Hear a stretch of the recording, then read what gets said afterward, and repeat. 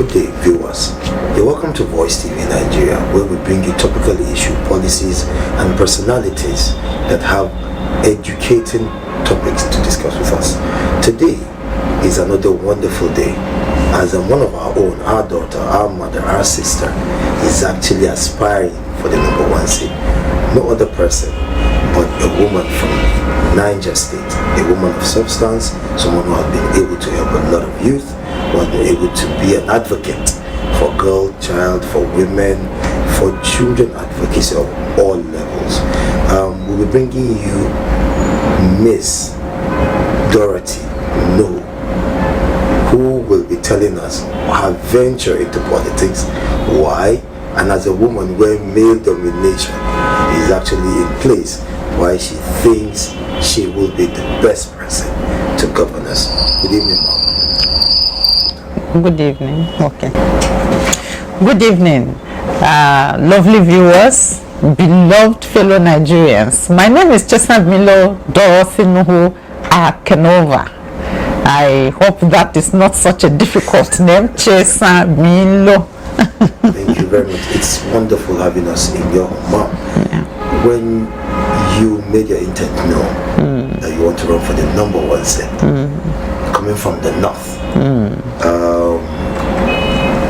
we were not surprised, we were not shocked, but be honest, we were shocked because it's a male-dominated sector.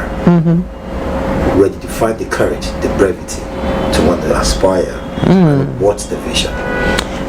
I'll tell you that the same emotions everybody is going through are the very same ones that I went through when I was first accosted with the, let me call it, notion or concept, because to me at that point it was a concept.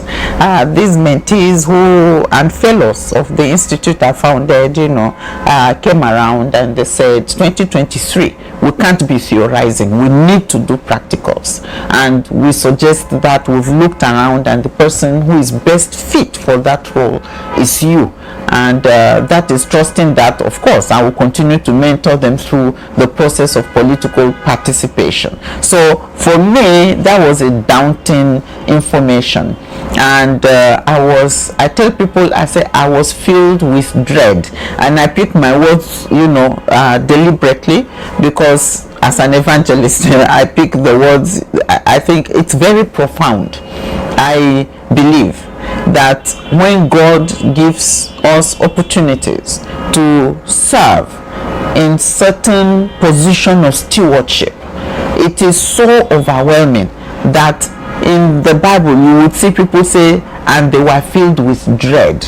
And that happened to me for a whole week. I couldn't sleep.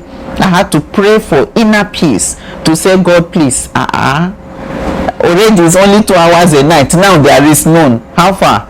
And then a voice told me, fear not. And that was it.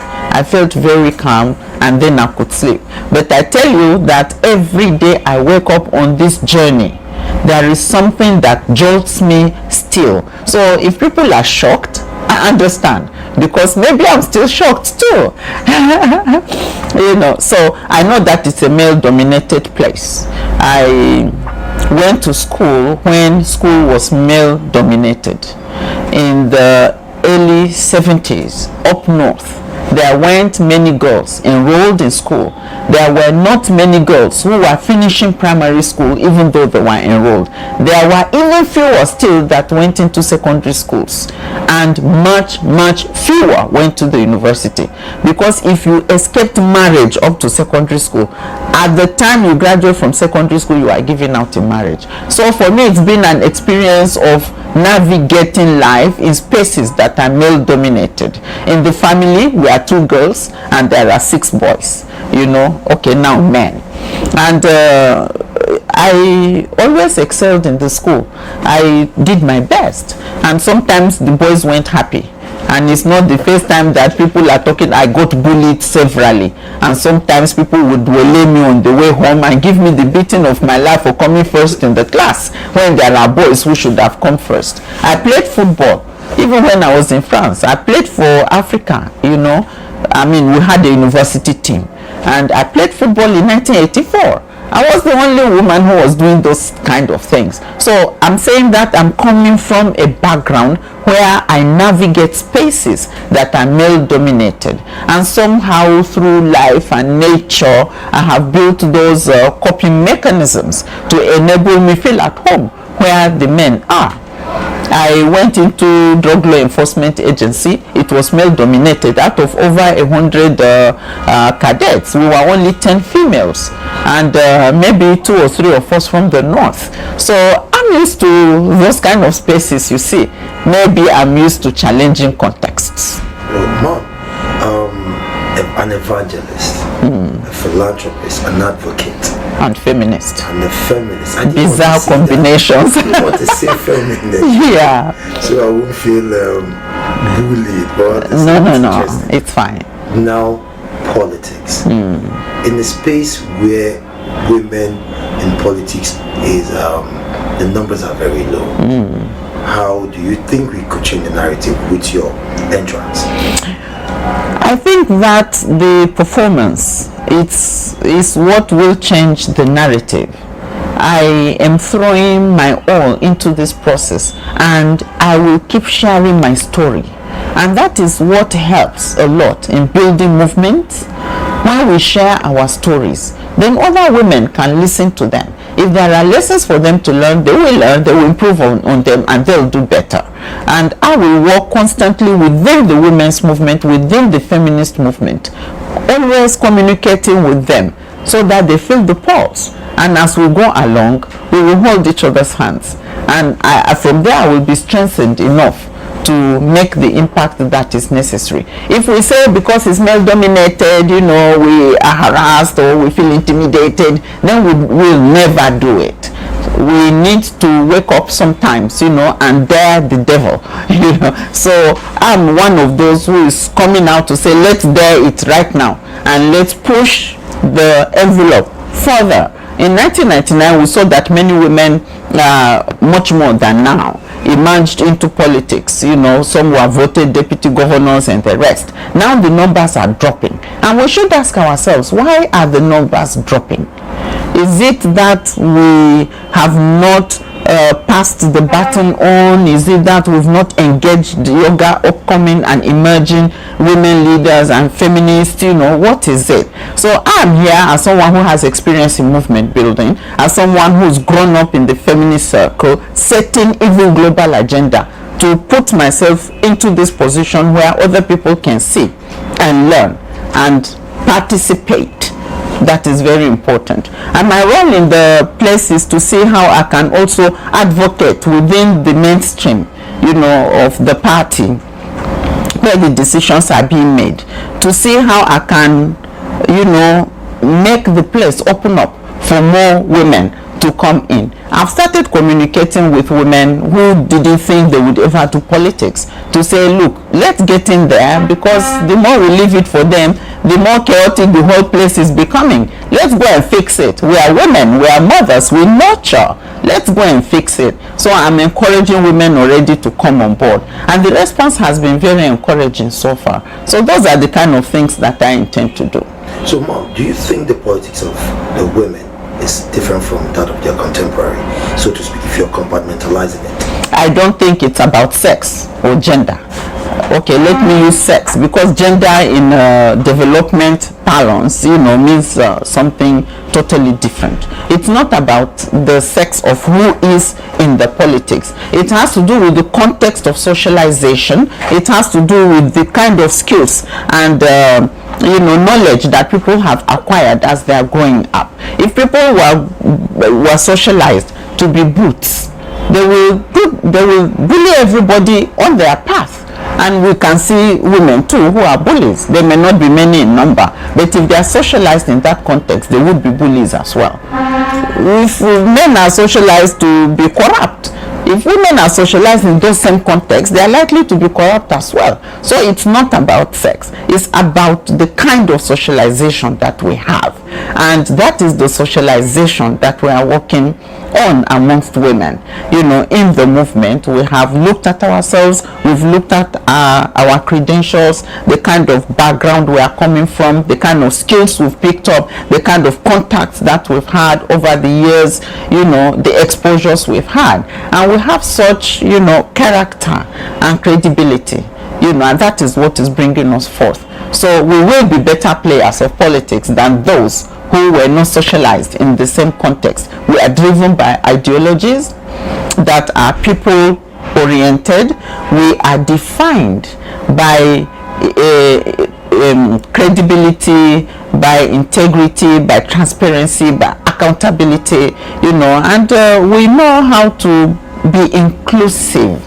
It's almost, you know, like natural, because we've absorbed that way of living since when we were small.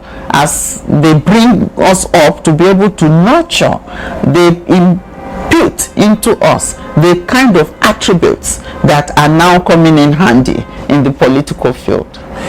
With you being a focal point, coming from your background, as someone who has this democratic progressive mindset, and what do you think is the barrier that limits women participation and makes them inferior in our political space? One, and do you think they share the same barrier with the global women in politics? I think that the background from which all women come is the same. It's patriarchy, a male-dominated value system, and what has happened over the years in some spaces is that they have worked, you know, hard, and they have been able to kind of loosen their own societies a bit more by, you know, putting in place progressive policies and rules, you know, and game plans and so on. We are a bit backward in that if we are to be compared with some countries who are well advanced and have had ministers that are women, you know. So what we need to do is to take a cue from those who are ahead of us to see how we can modify the way we are engaging with the political structure in Nigeria to enable women feel at home even in politics and not have that sense of being intimidated or being bullied. That is the way we can thrive in the space. Now, aren't you afraid of the structural differences, especially you coming from the north, the religion, the culture, and so other factors that probably affect people, not just women generally, but you coming from a space where the women don't have a voice, so to speak? Yeah, you know, it's a very complex thing to explain, but I'll do it this way. One, I come from a background of activism where I have handled very delicate and sensitive issues, top things that people are usually like very afraid to relate with, like advocacy, you know, and talking about issues of abortion, for example, you know, and how women are dying from pregnancy related cases, talking about sexual pleasure, you know, in women, and how enhancing the ability for women to derive pleasure, they can negotiate other things, including, you know, in politics. So I'm kind of used to those kind of challenging spaces, and I'm not intimidated by coming into this space at this point in time. Yes, 10 years ago it would have been near impossible, you know, and maybe that is why I didn't do it 10 years ago.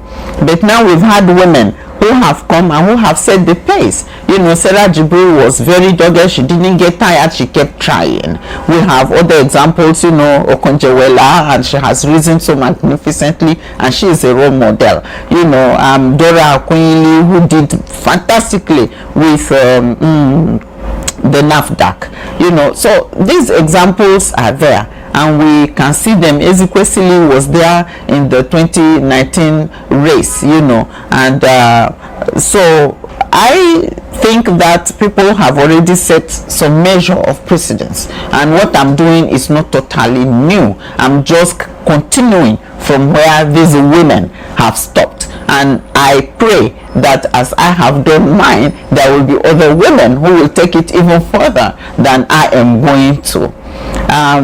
What other bit of the question? Well, I said that the structural differences and religion is not playing a part, because you need numbers in the game of politics. Yeah. And you need to drive home the point. Yeah.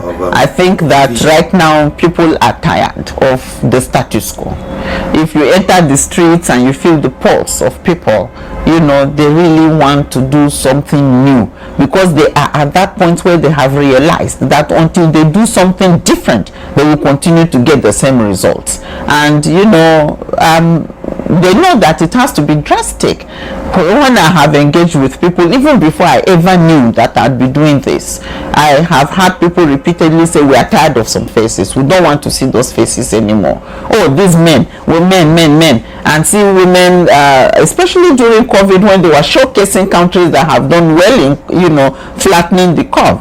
We discovered that these countries were led by women, and that was going on and on the social media. So people are really ready at this point, more than previously, to try a woman at the leadership level. Mom, away from mom, like you said, on the street, the factor is about number.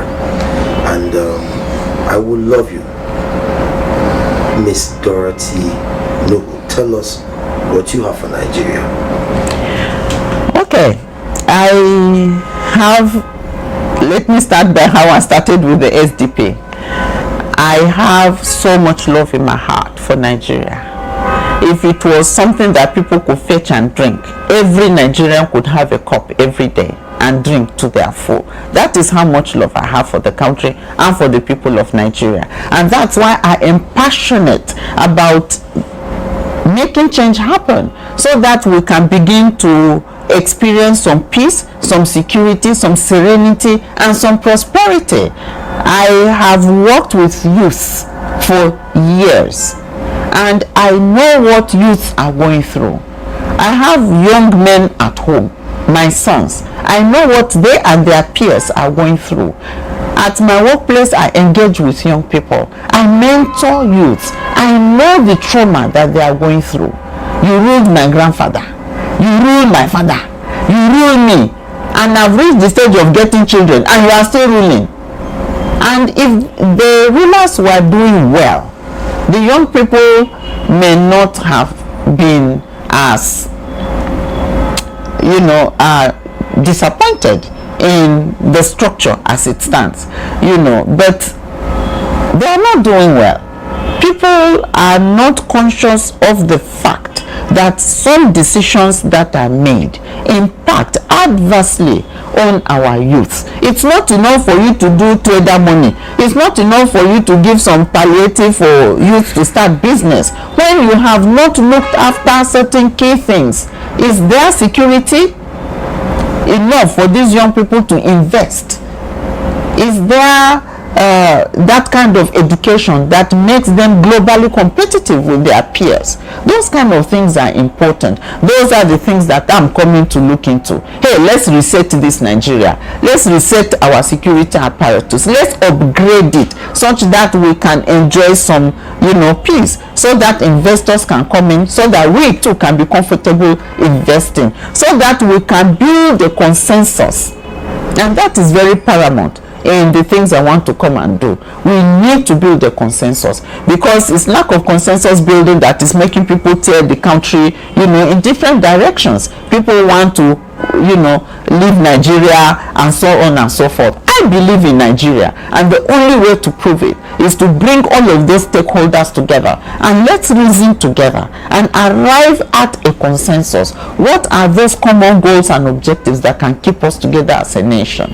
What are those things that we need to adjust here and there for everybody to have a sense of belonging and feel valuable in the country? Those are the things that are topmost for me, because once those things are done, you will soon see that the country will be prosperous and people will be happy. We won't have the kind of exodus we are experiencing now. Thank you, Mom. It's we will be asking you your last line as we round off this. What is that message you want to pass across to the viewers so they know you're in this race to win it? Yes. I think that many people doubt when someone new comes on the scene. People wonder, what has this one to offer? And I think that it has made many people to like do packaging, as it is called in Nigeria. I am not after packaging anything. What you see is what you get. This is Darling Dotty, Chestnut Miller, Dorothy, no. And everything I say, I mean it. I am in this race to win it and to make Nigeria a better place to live in. I didn't come on board because I want fame. I have enjoyed enough of that. I think if you've been in the White House 4 times a year, you've been at the EU Parliament, you are known in the corridors of the UN, you contribute to the AU meetings, people already know me. I don't need fame. I don't need money, No, I'm not here to make wealth. I know that 150 marks, everybody goes, and I want to give my children the opportunity to also live and earn their own lives. So I'm not going to start amassing billions for them, no. So don't doubt my agenda. I am real. I am here to hold hands with Nigerians who love this country die, so that we can do something to make sure we don't continue down the precipice. Thank you very much, madam, for this wonderful. What's that kind words for a change of mindset for the youth of Nigeria? The young people have really gone through a lot, and I empathize with all of them in their diversity, because they are not a homogeneous group. There are differences in the youth with disabilities, youth that are educated, youth in rural areas, and so on, and they have all their numerous challenges facing them. It is these challenges that make them vulnerable during political times like this. So somebody comes, gives them a little money, and then they are ready to be enrolled in the thuggery movement of whoever it is. My advice to the young people is that this country is theirs. They are not leaders of tomorrow. They are today's leaders. And the only way they can occupy that leadership position is by not selling themselves into thuggery. It's not by selling their votes. It is by being responsible for the country. And that's why I mentor young people in civic responsibility. They need to take responsibility. It is their country. And they need to begin to understand that power is not given. It is taken, and they have to do what it takes to take the power. Nobody is going to give power to someone who is reckless and irresponsible. So please, 2023 is around the corner. Youth, get your voters card. Don't sell your votes, and don't be a thug. And that is my advice to you. If there is a political party, join it and be active in it, because at least you've taken the first step to taking your own share of the power. And I hope that with this we will get somewhere together. Thank you very much, ma'am.